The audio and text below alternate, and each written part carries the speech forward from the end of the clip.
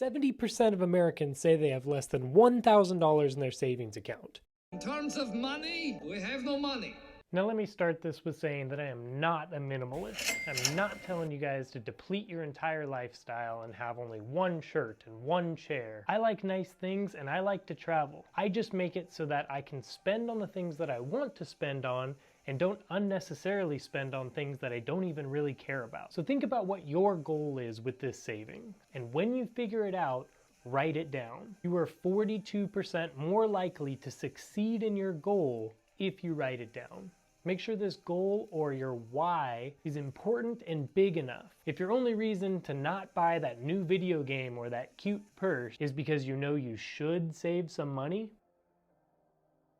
you're definitely buying that purse, sis. Figure out that big goal and let's get to it with these 10 ways for you to save some money. Number one, and it's gonna come as no surprise, is gonna be that you need to have a budget. Now, I'm not gonna go deep into creating a budget in this video, but I have made a couple videos and I will link to them down below so that you can watch exactly how to get your budget started and especially unique for you. If your goal is to run a mile in a faster time, you have to first run that mile to see what your time is now. Then you'll be able to make a realistic goal. In this many weeks, I want to cut down 10 seconds, 20 seconds. And you have to keep track as you go so that you know if you're getting anywhere closer to that actual goal. Same thing happens with money, yet most people don't do it. The next way is going to be to set up different bank accounts. Adults aged 35 to 44 said the biggest obstacle to saving was living paycheck to paycheck. And that's because we spend everything in our paycheck.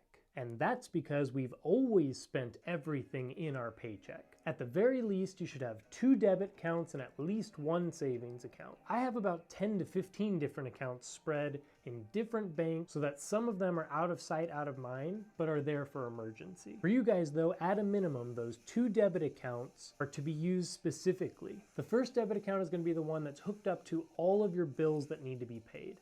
So you have to know what your expenses are, which is why we started with the budget as number 1. If you know that you have $3,000 worth of expenses each month, then you need to have at the very least $3,000 in that account so that it automatically just debits out.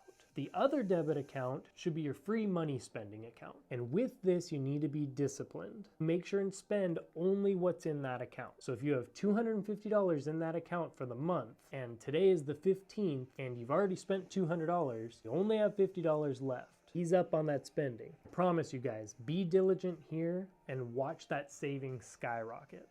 The third way that you're going to be able to save more money is by actually setting automatic withdrawals. So every time you get a paycheck, a portion of that paycheck goes into a different account and you designate what that is. For me, I personally have 15% goes directly to my retirement, 10% goes into another investment account, and another 10% we tithe on. Of all of our income, we actually only live on 65% of our post-tax income. Now guys, this is so important. The problem is that if we see money in a certain account and there's really no reason not to spend that money, we're gonna spend that money. So you just need to take away that temptation. Your first couple months of this, you're gonna feel like you're being restrained, but after a little while, it's gonna be second nature, it's gonna be easy, and you're gonna love looking at those investments accounts or savings accounts and watching it just pile up. Hit up that automatic withdrawal, y'all.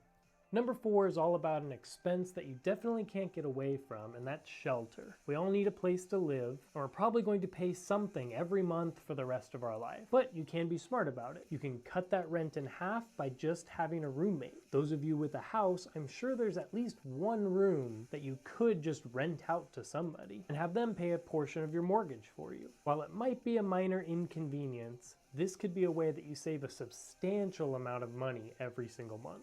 Number 5, and one of the big ways that you can save some money, is to flip the script. When you see something that says 20% off, I want you to think 80% on. When you're paying for this, you're not paying 20% less of something, you're paying 80% more than 0. There's such an emotional stimuli to the word sale. It's still the all-time best marketing campaign ever, just putting the word sale on something. Now, a quick side note on this, another way to save money is to wait on something that you really, really want until it does go on sale. There's a difference between buying compulsively only because it says sale and waiting until something that you actually really wanted and it's worth a certain amount to you is actually less in price. Then you really did save some money on that one. Now I might get some heat on this number 6, but you need to unfollow some brands and some influencers. I know that you love this certain company or that you really like this person and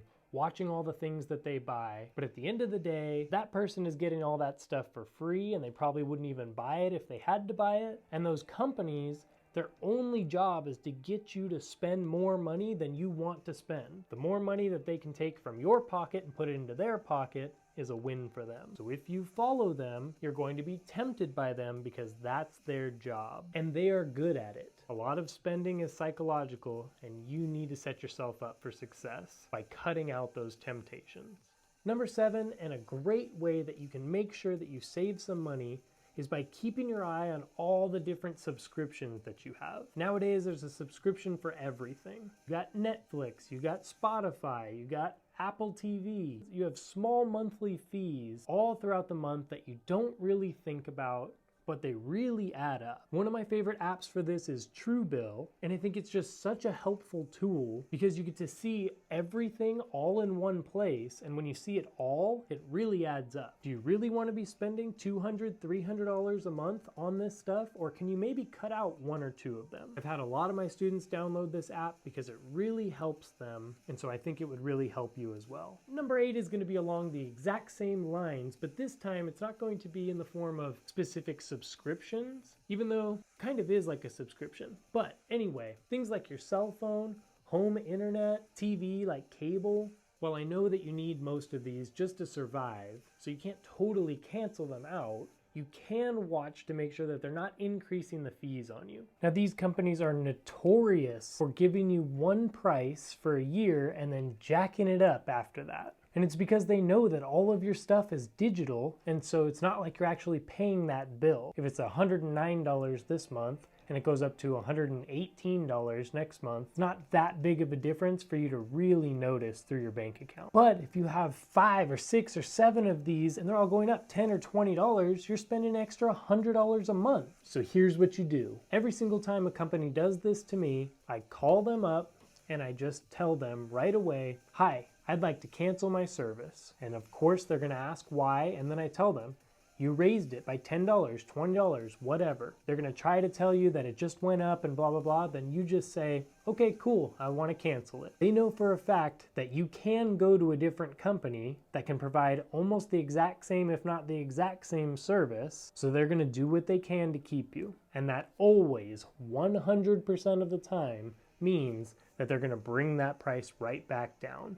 Sometimes it goes down further than what I was paying before. I know that it's annoying waiting around 30 minutes or something to try to get an actual human on the phone, but I promise you, it's worth it. Number 9 is going to be careful with add-ons, especially with huge purchases. Things like buying a car or buying a house, or even just like a big speaker system or something. I was in the world of sales, so I understand that when somebody is buying something for a high price, you can always add something small on there at the end, because in their mind they're thinking, I'm already spending 10 grand, what's another $200 compared to that? But what I want you to do is I want you to think about that extra little thing.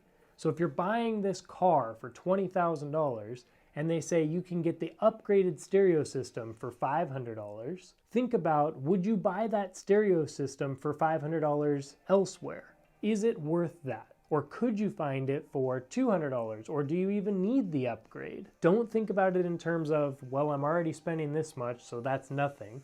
Because it's true. Compared to that, it is nothing.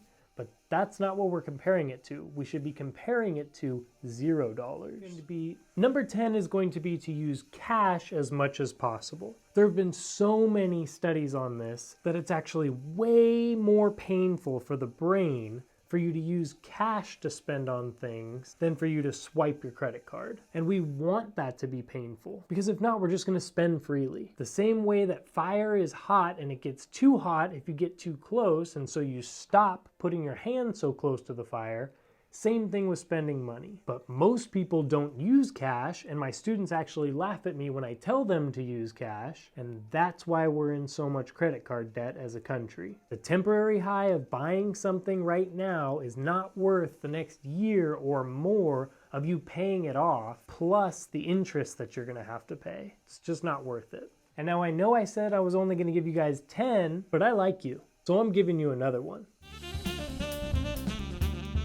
So here's number 11, the bonus.